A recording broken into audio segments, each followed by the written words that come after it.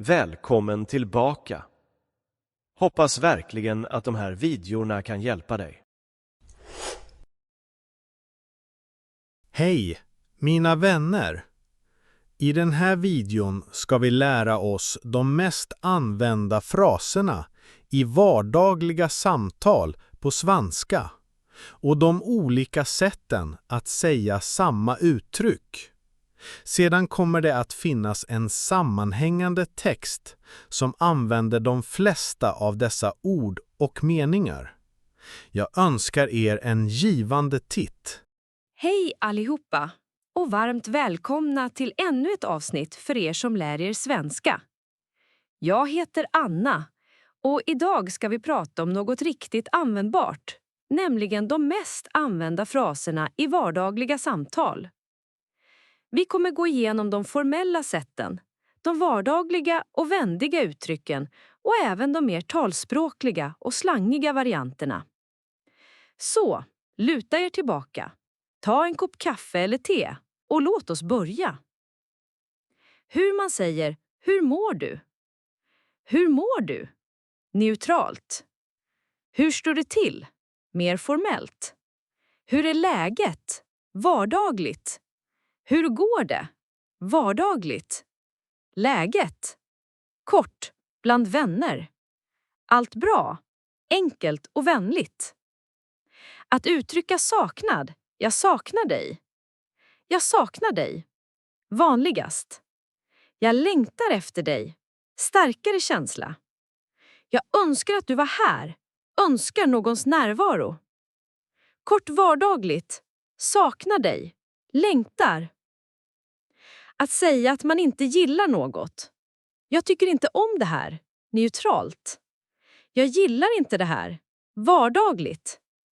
Jag avskyr det här. Starkt. Mildare. Det är inte min favorit. Det är inte riktigt min grej. Inte min grej. När man inte är på humör. Jag är inte på humör. Jag har ingen lust. Jag orkar inte. Jag känner inte för det. Ledsen eller nedstämd. Jag är så nere.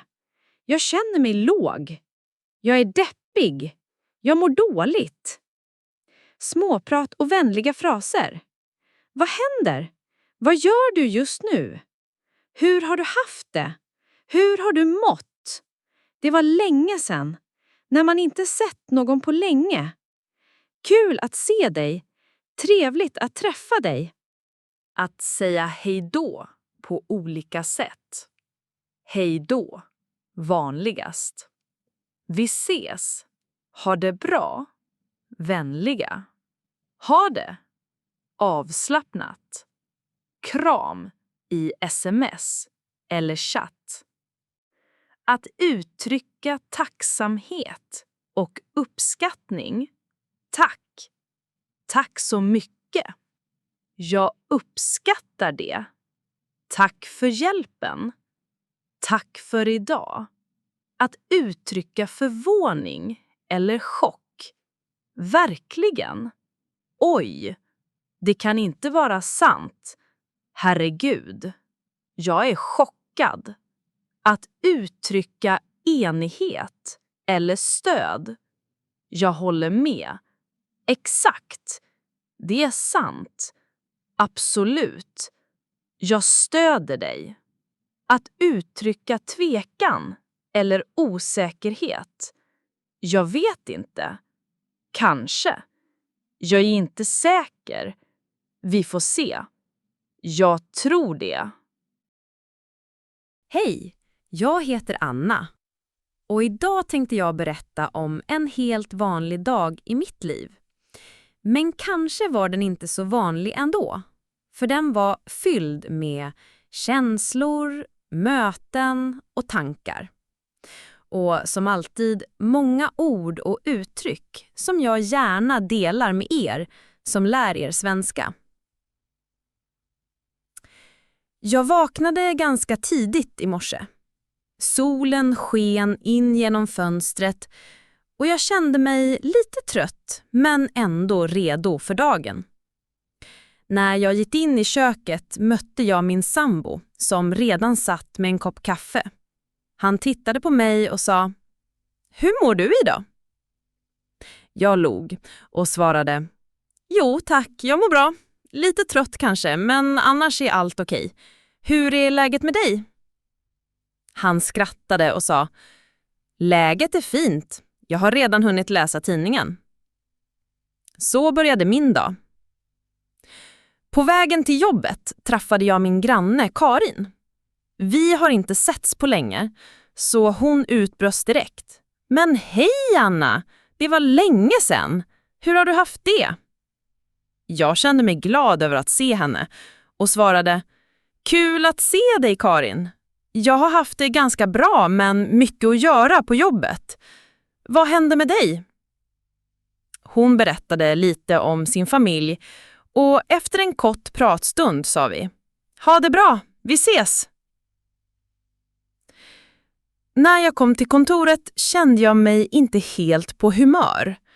Jag hade sovit dåligt och jag var inte riktigt redo för alla uppgifter som väntade. Min kollega frågade om jag ville följa med på ett möte, men jag suckade och tänkte för mig själv: jag är inte på humör. Jag har ingen lust. Jag orkar verkligen inte just nu. Men jag log artigt och följde ändå med. Mötet gick inte särskilt bra. Vi diskuterade ett nytt projekt och en del av idéerna tyckte jag verkligen inte om. Jag sa högt: "Jag gillar inte det här förslaget. Det känns inte riktigt som min grej." En annan kollega höll med och sa: "Exakt, jag tycker också att vi borde hitta en annan lösning." Det kändes skönt att inte vara ensam i min åsikt. Under lunchen skickade jag ett sms till min bästa vän Lisa. Vi har inte setts på flera veckor och jag saknade henne väldigt mycket. Jag skrev: "Jag saknar dig. Jag önskar att du var här. Vi behöver verkligen en fika snart." Efter en stund svarade hon: "Jag längtar också efter dig. Ska vi ses ikväll?" Jag blev jätteglad och skrev tillbaka: "Absolut. Vi ses efter jobbet." Efter lunchen fortsatte arbetsdagen. Vid ett tillfälle fick jag hjälp av en kollega med en komplicerad uppgift. Jag kände verkligen tacksamhet och sa: "Tack så mycket för hjälpen. Jag uppskattar det verkligen." Han log och svarade: "Ingen fara. Det var så lite så." På eftermiddagen hände något oväntat. Vår chef kom in och berättade att en stor kund hade avbokat ett avtal i sista stund. Jag utbröt spontant: "Oj, det kan inte vara sant." Alla i rummet såg lika förvånade ut. Några sa "herregud" och man kunde nästan känna chocken i luften. När arbetsdagen äntligen tog slut kände jag både trött och lättad. Jag gick ut från kontoret och mötte Lisa på ett mysigt café i centrum. Hon kramade om mig och sa: "Allt bra?"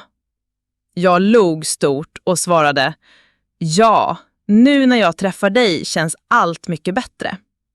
Vi pratade länge. Jag berättade om mitt jobb och hur stressigt det hade varit. Hon nickade förstående och sa flera gånger: "Jag håller med. Det är verkligen sant att man måste ta pauser ibland." Att höra henne säga "jag stöder dig" gav mig ny energi. När vi satt där och drack kaffe blev vi båda lite tveksamma kring vad vi skulle göra efteråt. Lisa föreslog bio, men jag kände mig för trött. Jag sa: "Jag vet inte, kanske en annan gång. Jag är inte säker på att jag orkar ikväll. Vi får se." Hon skrattade och sa: "Ingen fara, vi kan bara ta en promenad istället."